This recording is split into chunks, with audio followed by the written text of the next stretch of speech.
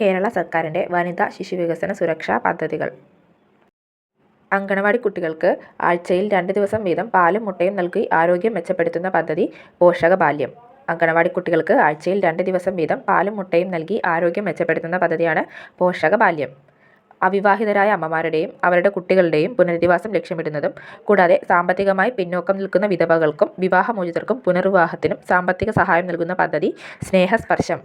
അവിവാഹിതരായ അമ്മമാരുടെയും അവരുടെ കുട്ടികളുടെയും പുനരധിവാസം ലക്ഷ്യമിടുന്നതും കൂടാതെ സാമ്പത്തികമായി പിന്നോക്കം നിൽക്കുന്ന വിധവകൾക്കും വിവാഹമോചിതർക്കും പുനർവിവാഹത്തിനും സാമ്പത്തിക സഹായം നൽകുന്ന പദ്ധതി സ്നേഹസ്പർശം. സ്ത്രീകൾക്കും കുട്ടികൾക്കും എതിരെയുള്ള ലൈംഗിക അതിക്രമങ്ങൾ തടയാൻ ആരംഭിച്ച പദ്ധതി നിർഭയ.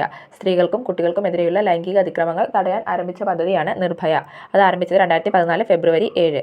നിർഭയ ആരംഭിച്ചത് 2014 ഫെബ്രുവരി 7. സ്ത്രീകൾക്കും കുട്ടികൾക്കും എതിരെയുള്ള ലൈംഗിക അതിക്രമങ്ങൾ തടയാൻ ആരംഭിച്ച പദ്ധതി നിർഭയ.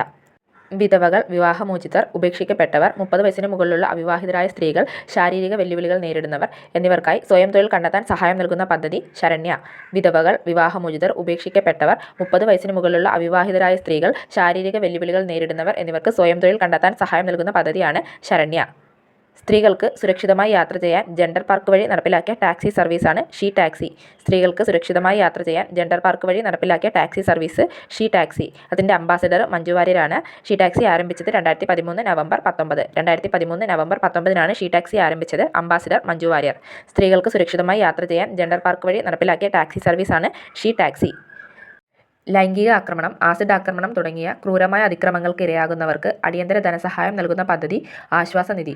ലൈംഗിക ആക്രമണം, ആസിഡ് ആക്രമണം തുടങ്ങിയ ക്രൂരമായ അതിക്രമങ്ങൾക്ക് ഇരയാകുന്നവർക്ക് അടിയന്തര ധനസഹായം നൽകുന്ന പദ്ധതിയാണ് ആശ്വാസനിധി.